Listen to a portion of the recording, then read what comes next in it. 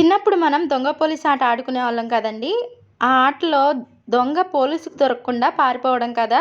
పోలీస్‌కి దొంగ దొరికితే ఔట్ అయిపోయినట్టు కదా! ఇప్పుడు ఈ ఆట గురించి ఎందుకు చెప్తున్నాను అంటే, తెలంగాణలో ఒక 4 మంత్స్ ప్రెగ్నెంట్‌తో ఉన్న అమ్మాయిని తన హస్బెండే కిరాతకంగా చంపేశాడంట. ఇక్కడి వరకు ఓకే. చంపిన హస్బెండ్ వెళ్లి పోలీస్ స్టేషన్‌లో లొంగిపోయాడంట. ఏమని, నేను మా భార్యని చంపేశాను. ఇన్‌స్టాగ్రామ్‌లో, యూట్యూబ్‌లో రీల్స్ చేయమంటుంది. రీల్స్ చెయ్యొద్దన్నా చేస్తుంది అని కోపంతో చంపేశాను అని లొంగిపోయాడంట.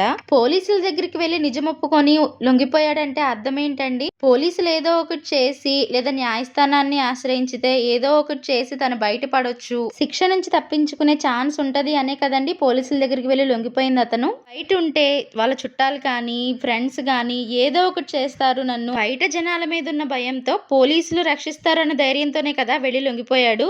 అంటే దీన్ని బట్టి నేరం చేసే ప్రతి ఒక్కళ్ళకి ఒక ధైర్యం ఉందన్నమాట మన దేశంలో.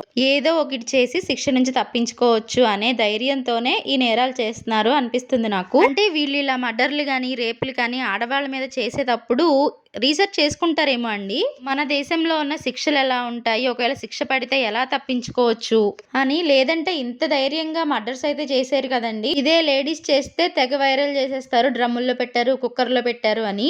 అమ్మాయి నచ్చకపోతే లవ్ చేసి మరి పెళ్లి చేసుకోవడం ఎందుకు? లేదు నచ్చలేదు వదిలేయొచ్చు కదండి. ప్రాణాలు తీసేయడం ఎందుకు? ఒక ప్రాణాన్ని తీసే హక్కు మనకి ఎవరిచ్చారండి? మనమేం ప్రాణం పోయలేదు కదా.